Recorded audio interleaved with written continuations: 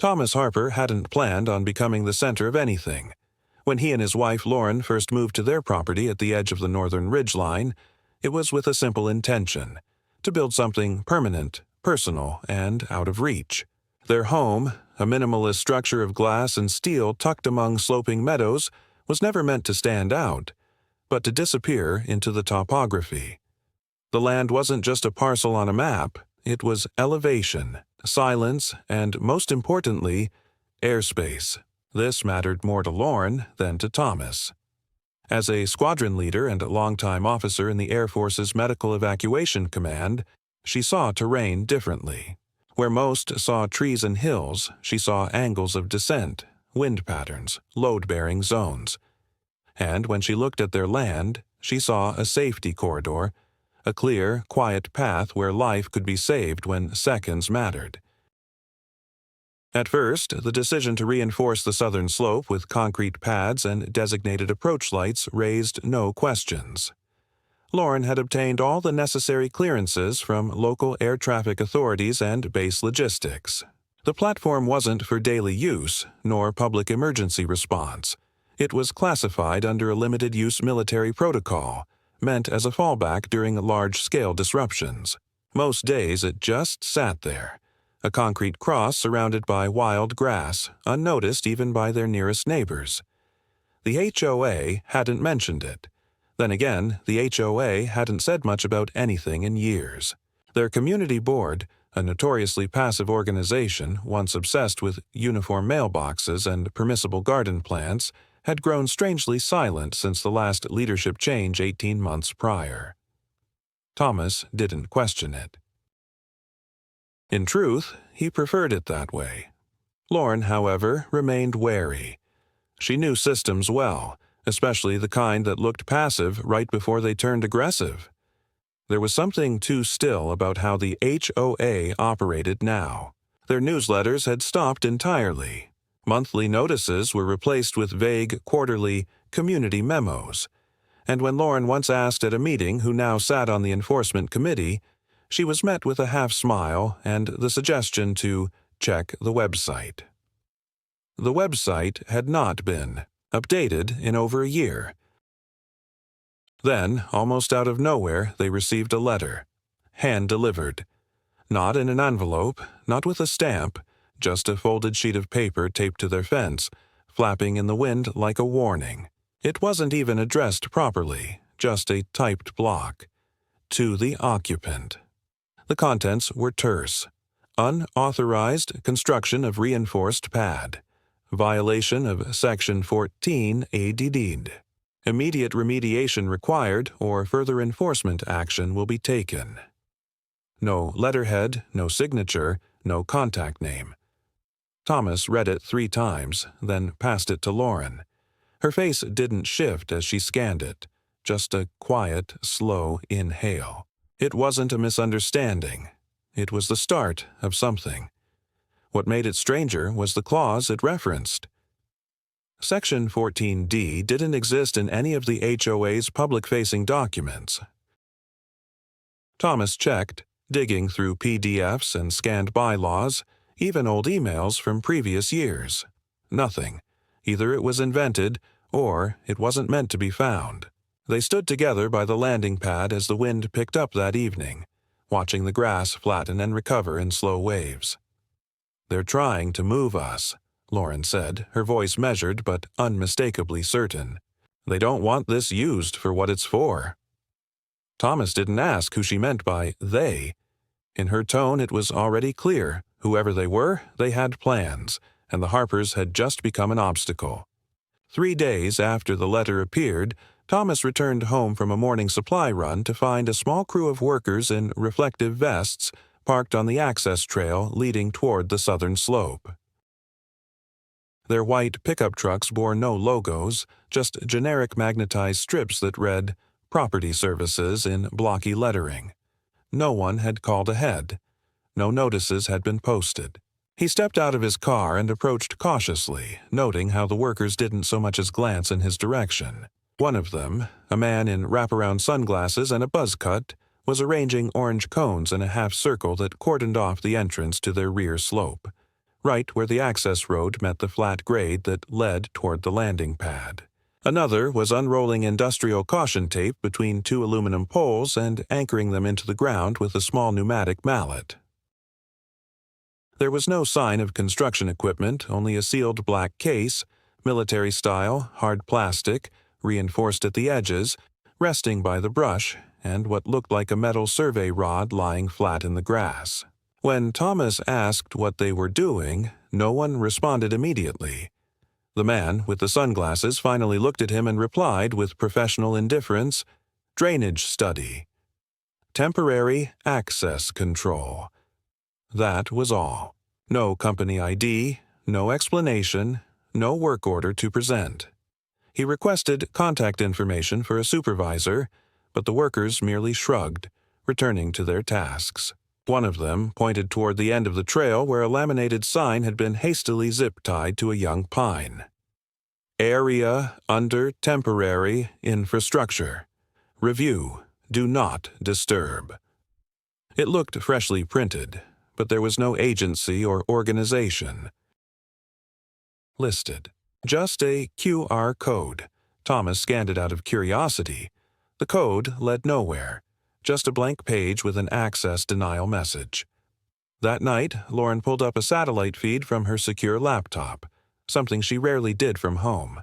It was grainy but functional, an archived thermal overlay from a civilian mapping contract that had logged a flyover less than 6 hours earlier. When they overlaid it on their property map, the picture was clear. Several new shapes had appeared along the ridgeline, small clusters of heat signatures embedded just beneath the brush, spaced at exact intervals. Too small to be machinery. Too deliberate to be natural. Surveillance devices. Possibly pressure sensors, perhaps even buried relay points. The image made Lauren go silent for almost 2 minutes. Then she closed the laptop without a word. The next morning, the cones were gone. So was the crew.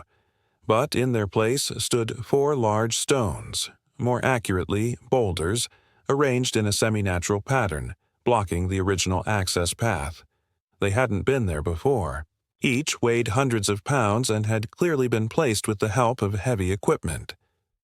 There were fresh gouges in the dirt where the earth had been disturbed. The entire pad was now unreachable by any standard vehicle, let alone a medical helicopter team needing clearance for rapid response. Thomas called the county office to report unauthorized terrain modification. The clerk who answered sounded polite but puzzled. "Your parcel's registered under HOA partial access jurisdiction," she explained. "That means any topographical intervention, if it's deemed for shared benefit or hazard mitigation, might fall under their discretion." When Thomas asked for the documentation that supported this claim, she told him he'd need to submit a formal record review request. 10 business days, she added. Minimum. That same afternoon, he drove to the HOA office, a sleek, low-rise building tucked inside a commercial strip, shielded behind tinted glass and surrounded by sycamore trees. The reception area was minimalist and vacant except for a touchscreen kiosk and a white leather bench. There was no receptionist. No hours posted. The kiosk offered only 2 options: payments and maintenance status. Nothing about inquiries, appeals, or member services. He pressed both buttons just to see what would happen. Both led to password-locked screens. A small icon in the corner blinked. Authorized access only. On his way out, a man in a gray suit stepped out of a side door as if he'd been watching from within. Late 40s, sharp haircut, neutral face. He introduced himself only as Mr. Clay and offered no title or business card. Thomas asked directly, who authorized the blockage of his access route? Who placed the stones? Who deployed the crew? Clay listened patiently, his expression unreadable, and responded with unnerving calm. Everything conducted falls within Section 21A of the Jurisdictional Coordination Protocols. Your residence remains accessible. There is no infraction. If you believe an error has occurred, you're free to file a compliance deviation form. When Thomas asked how to file such a form, Clay simply said, "It's already been noted." Then he turned and walked back through the same door without another word. It locked behind him with a soft, magnetic click. That evening, Lauren received a direct order from her regional superior. Her request to designate their home as a classified Medevac fallback zone had been denied retroactively. The memo offered no specifics, only a vague notation that the location had been compromised by potential civil utility conflict. Lauren didn't speak for the rest of the night. The next morning, an unmarked white envelope lay at their doorstep. Inside was a folded printout, an aerial photograph of their property taken from above, showing the landing pad, the boulders, and, faintly visible, two figures standing side by side near the edge of the slope. Lauren and Thomas. The photo had been taken recently, likely within the last 24 hours. There was no message, no signature, just a red pen mark circling the landing pad, followed by a handwritten note in the margin. Not an option anymore. Thomas no longer assumed silence meant stability. For days, nothing changed on the surface, no new letters, no further visits, no trucks parked near the ridge, but beneath that uneasy quiet stretched a constant thrum of tension neither he nor Lauren could shake. It was in the way the wind moved differently through the trees near the landing pad, in the faint buzz of electronics that had never existed before near their fence line, in the way the house itself, once a place of solitude and space, began to feel. Like a stage someone else was watching. One night, just before 2 a.m., Thomas stepped outside to investigate a motion alert that pinged on their rear boundary camera. Nothing appeared on the feed, but when he physically walked the edge of the slope, he found fresh impressions in the soil, boot prints not left by deer or hikers, heavy, purposeful. He knelt to touch the indentations, and the chilled earth gave beneath his fingers as if it hadn't fully settled after the last step had pressed into it. The trail vanished 10 feet from the pad, as if whoever had made it had simply stopped walking or walked backwards carefully enough to erase their path. He returned inside and said nothing to Lauren. The next morning, the pad lights refused to turn on. The power line feeding the underground system had been intact just 2 days prior, but now every diagnostic Lauren ran returned an error. Not a simple outage, something deeper, something that mimicked normal function but corrupted command relays as if by design. She opened the access panel and found the control board fried at 3 points, not by lightning or voltage surge, but by what looked like deliberate overload from an external pulse. She said nothing at first, just sat in the grass and stared at the box for a long time, tools still in her lap. Eventually, she looked up at Thomas and said quietly, "This wasn't clumsy. They knew exactly what they were doing." Lauren called in a favor, an off-the-record consultation with a military systems analyst she had worked with during a previous deployment. He reviewed the diagnostics she had copied and, after an uncomfortably long silence, told her to disconnect every remaining cable tied to that infrastructure immediately. "You're on someone's list," he said. "And I don't think this is about the Air Force." When she asked him to clarify, he simply added, "The targeting was surgical." Whoever touched that system knew both military architecture and private civilian load masks. They didn't break it. They tested it. By late afternoon, Thomas began digging, not just through the files and deeds tied to their property, but into the layers beneath their HOA's governance structure.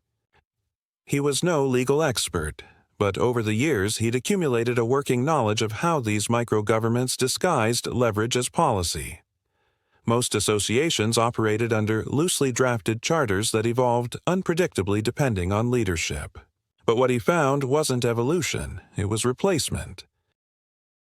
17 months prior, the original board had filed a statement of suspension with the State Housing Oversight Office, citing non-viability of leadership continuity.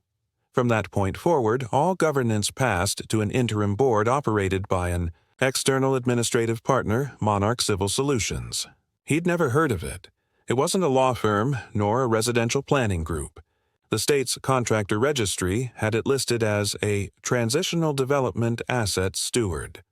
When he called the number listed on the registry, he was placed on hold for 23 minutes before the line disconnected. He called again. The same. On the third try, a man answered, not with a greeting, but with a question. "Are you calling about Ridge 7 or Ridge 8? Thomas hesitated, then answered, "Neither." "I'm calling about Harper Property, Lot 94. There was a pause. Then the man said, "Acknowledged," and hung up. That evening, Thomas and Lauren attempted to drive down the old service trail, the only alternate route aside from the blocked ridge. They made it only halfway before finding the road completely sealed off, not with more stones but with black fencing and a set of portable electronic gates powered by solar panels.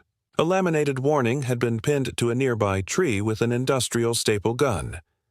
"Non-access zone. Permit holders only." Below it, a QR code.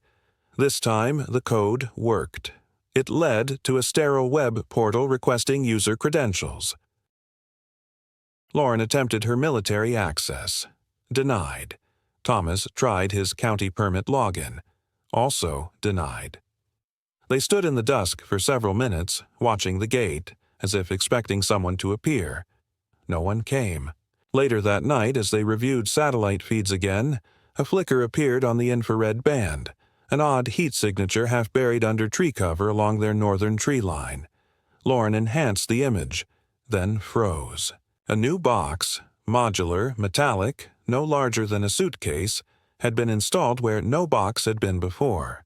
Its temperature held steady despite the nighttime chill. A powered node, possibly encrypted, probably transmitting. Thomas wanted to rip it out that night. Lauren told him to wait. "It's not just hardware. That's a marker." She said it quietly, her fingers curled around the edge of the desk. "They're measuring our reaction speed. Everything they place is just a trigger." And the next morning, someone pulled the next one. At exactly 6:13 a.m., a white van parked at the bottom of their main driveway, right behind their mailbox. No one exited. It didn't have plates.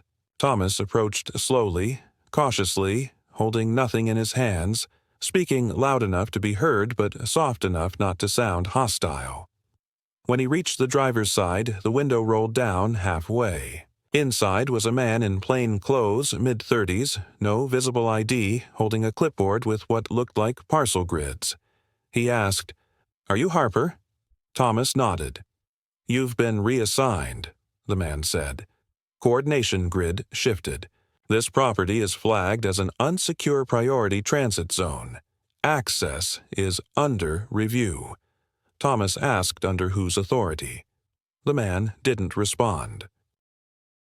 Instead, he pointed toward the pad behind the house and said only, "That landing zone's no longer yours." Then he rolled up the window and drove off, leaving no mark but the gravel churned in his wake. Thomas didn't go back inside for a long time. He stood in the cold morning air, watching the ridge, the silent trees, the concrete pad now covered in early frost. Nothing had been taken, and yet everything had shifted. The escalation wasn't sudden. It had been assembled, one piece at a time, and now it was built. Whatever this was, whoever they were, had stopped asking. They had started claiming. Lauren had always been the measured one between them. Her presence, composed, deliberate, almost painfully precise, was something Thomas had leaned on more times than he cared to admit, especially when external pressure escalated beyond what could be reasoned with.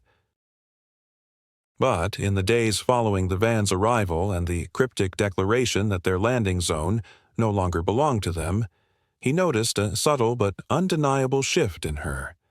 She didn't pace or raise her voice or storm into offices. She became quiet. Too quiet. Not with the stillness of retreat, but of internal calculation, the kind she used in combat zones when conditions changed faster than communication could keep up. Thomas recognized the look in her eyes not as confusion, but as wargaming.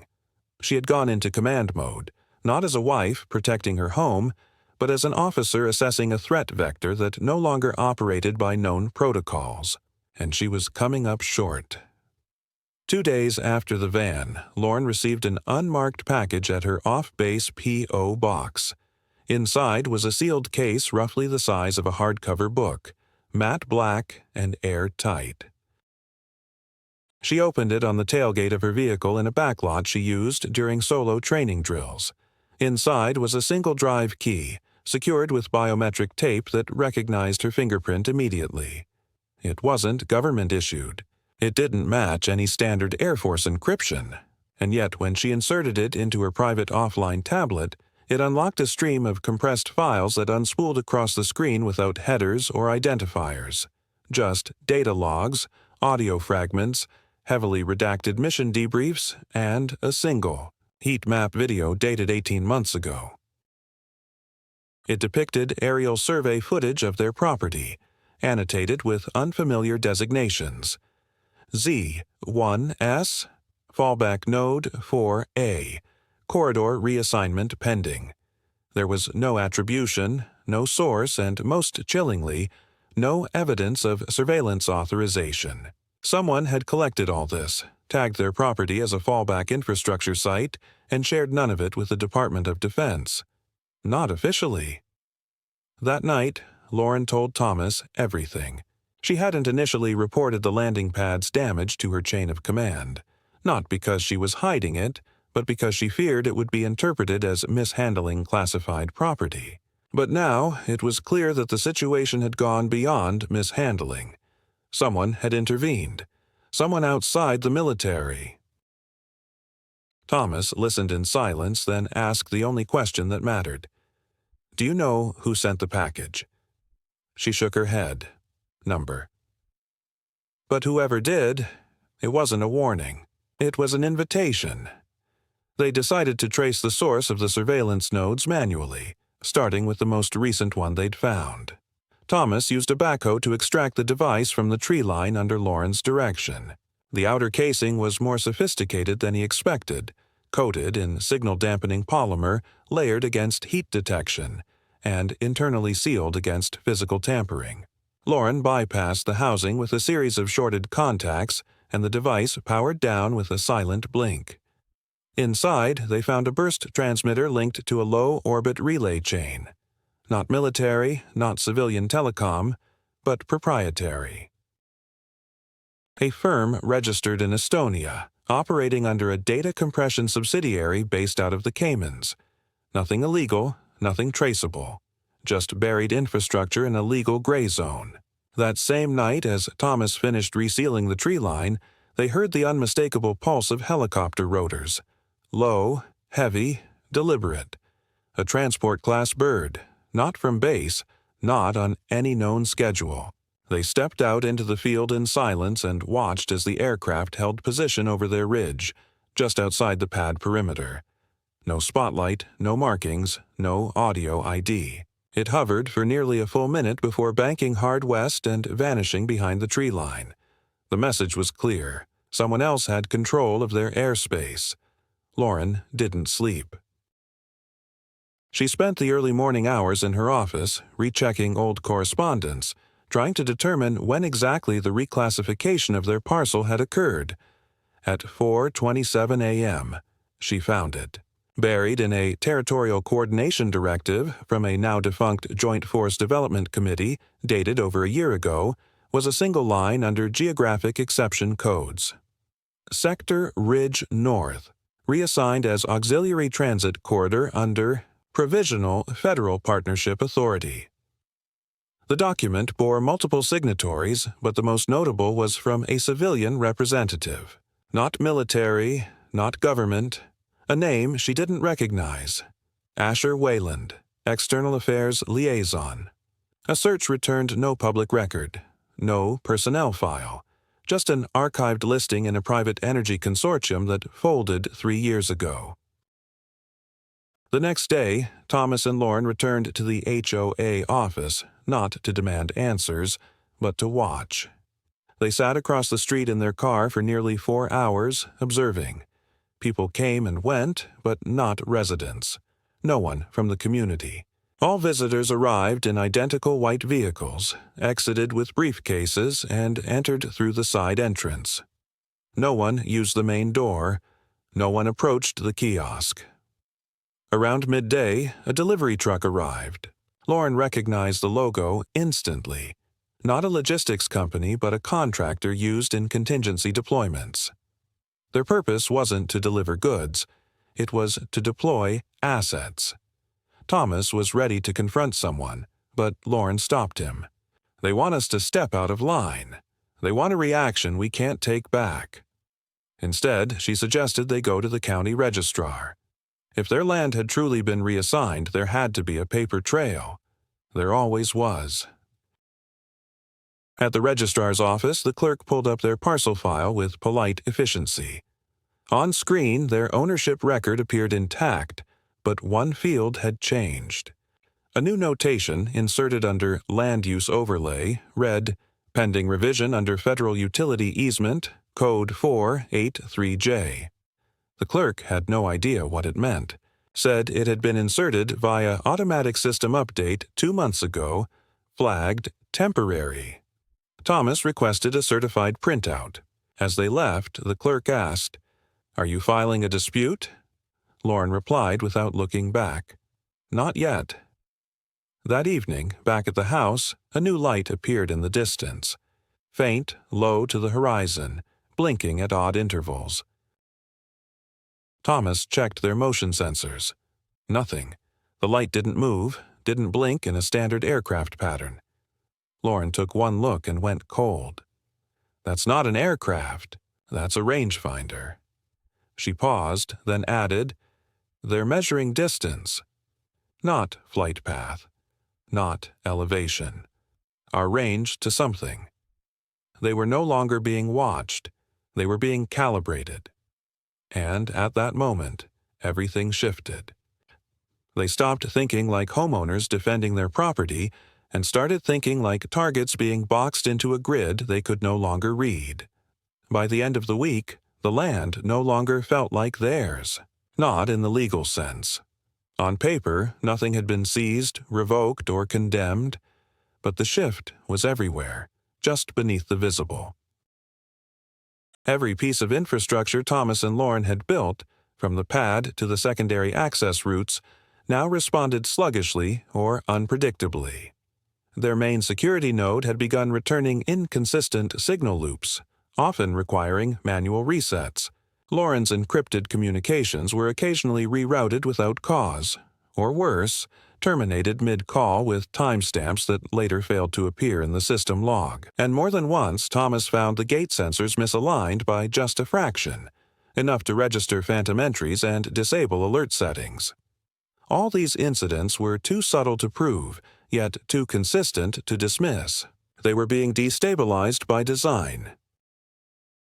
One morning, while Thomas was refitting a sensor post near the eastern bluff, he noticed a new path carved subtly into the underbrush, as if small equipment, light enough to avoid deep tread, but heavy enough to leave impression, had been moved in and out during the night. Following it led him to a metal box, half submerged in a runoff gully behind their old utility shed. Its paint matched the surrounding stone almost perfectly. Inside, after prying open the warped latch, he found a coil of signal boosters wired to a central receiver, camouflaged, precise, and completely unauthorized. No label, no serial. He removed it and buried the pieces under heavy gravel near the creek bed, making no record. That same afternoon, Lauren received a call routed through the secondary emergency contact channel, one she hadn't used in over a year. It was from a former logistics officer she'd once served with in disaster response. He asked only one question. "Is your property under reallocation review?" When she said yes, he paused, then replied, "Then you're on the quiet list. I suggest you stay away from installations for a while. You're being boxed in for proxy purposes." When she pressed for details, the line went dead. Later that evening, they were visited. Not by agents or contractors, but by a man in a state-issued energy department vehicle.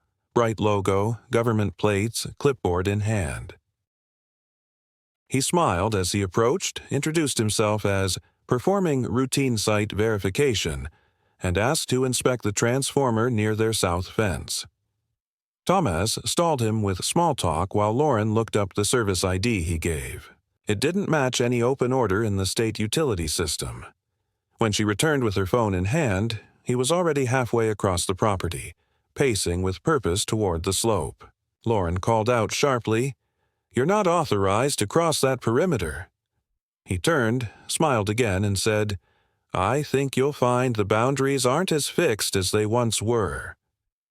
Then, without another word, he left, cutting diagonally through the field without looking back. That night, they disabled every wireless node on the property and switched to hardline surveillance. But even then, the shadows didn't feel like shadows anymore. Lauren, reviewing drone footage from their last flyover, noticed something she had missed before: an array of small reflective dots embedded along the treetops, geometrically aligned. Markers, possibly optical. When cross-referenced with the rangefinder's blinking pattern from earlier that week, they formed a grid. And that grid wasn't aimed inward toward their home. It was directed away, stretching over the valley behind them, where no registered construction existed. Something was being tested. Their land was simply the foreground. Days later, they received an envelope, this time delivered by certified courier. Inside was a notification from a civilian aerospace contractor neither of them had ever heard of. You are hereby advised that unauthorized interference with federally reviewed atmospheric infrastructure constitutes a breach of Section 204B. Please refrain from further obstructions to aerial routing calibrations. There was no contact number, just a return address, a P.O. box in Nevada.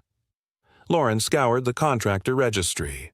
The name appeared once, in an outdated database from 10 years ago, listed under a parent company specializing in autonomous flight logistics. It was a message disguised as policy. Stop removing our equipment, or we escalate. Thomas reacted first. Early the next morning, before sunrise, he took a generator and floodlight to the pad and turned it into a beacon. Not for navigation, but defiance. The floodlight pulsed in 4-second intervals, enough to interfere with any low-flying altitude scanner or optical pass. He ran it for 6 hours. No aircraft passed. No officials arrived. But the gate camera caught something else. 3 individuals in dark uniforms standing just outside the fence line at 3:42 a.m., observing. They didn't approach.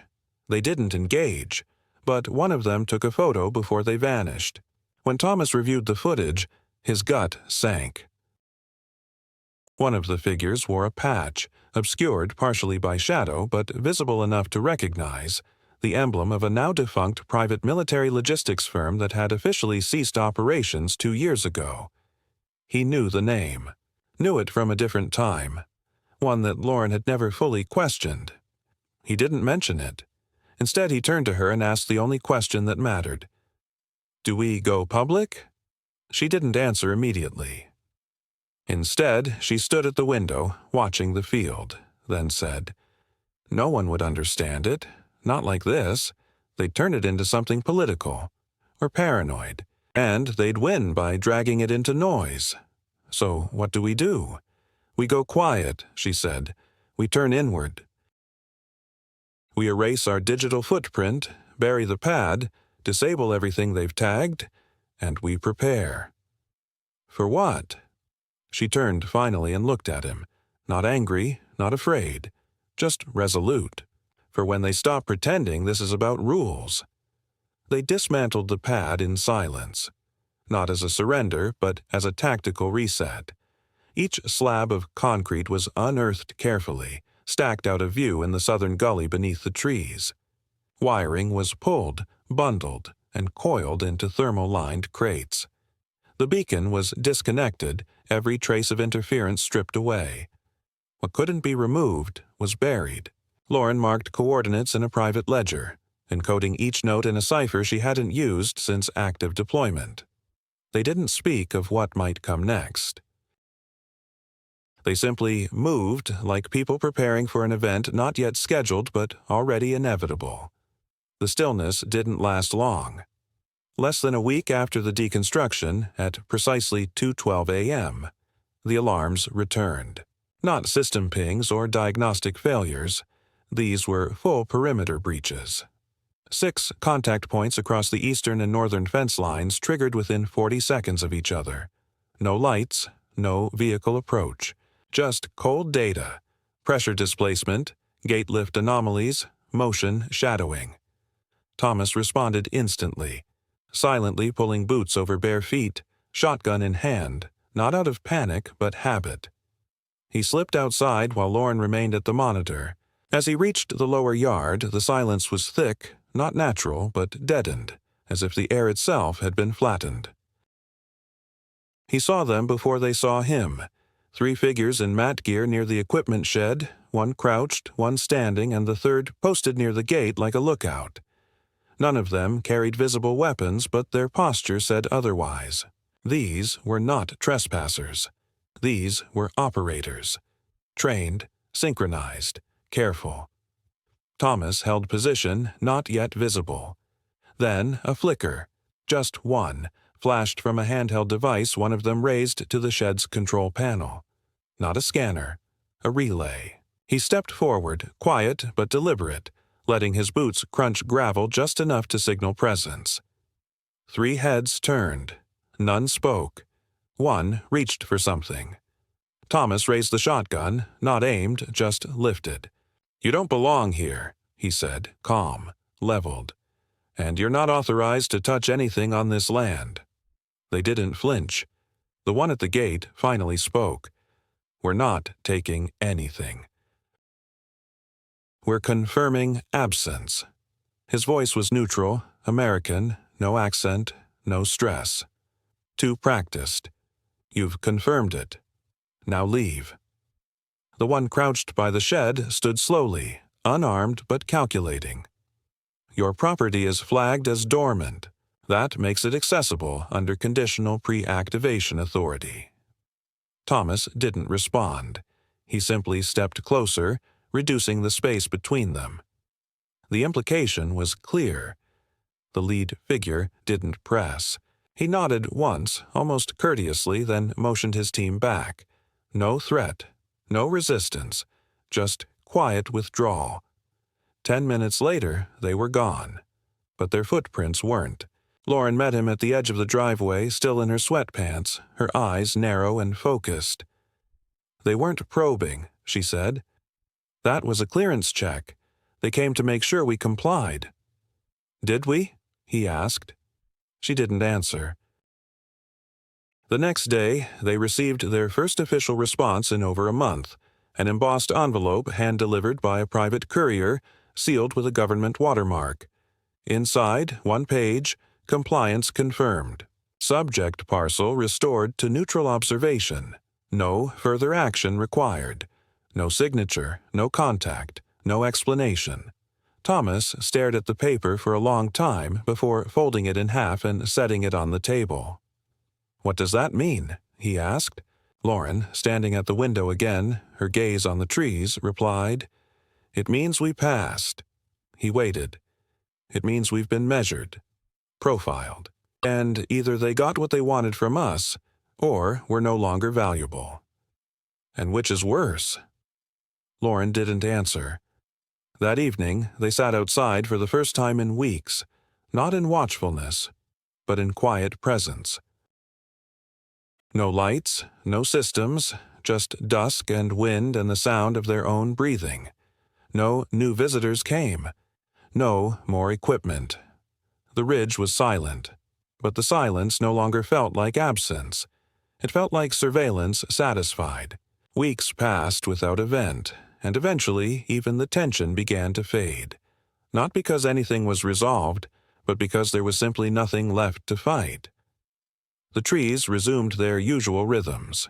The nights grew colder, and the wind no longer seemed to carry signals or warnings. The land had quieted not as a retreat, but as a decision. Whatever mechanisms had been watching, testing, intervening, they had moved on or retracted deeper into abstraction. Thomas and Lorne resumed a version of life that resembled normal, though they both knew it was only a reflection. The pad remained dismantled. The equipment was never reinstalled. The house's systems, once meticulous and responsive, now operated only at their most basic levels, by choice. They had learned that too much functionality could be a signal in itself. Lorne returned to active duty, though in a different capacity, one that kept her off the flight deck and behind a desk at command. She didn't argue. The memo had arrived days after their final clearance notice. It was framed as a promotion. She accepted it without comment. Thomas, for his part, remained on the land. He rebuilt the trail to the lower ridge, not with machinery, but by hand, repacking gravel and reinforcing the slope with stone borders. Not for vehicles, just for walking. He spent long afternoons tracing the perimeter, not in vigilance, but in familiarization, memorizing the shifts in terrain like someone committing a language to memory. He planted low shrubs along the fence line, more for habit than for coverage, and began sketching out a structure near the old pad, not a new installation, but a shelter, open air, with no utilities. Something simple, unremarkable, but deliberate. They never received another message. No officials returned. No new easements were filed. But Thomas never reconnected the cameras, and Lorne never asked him why.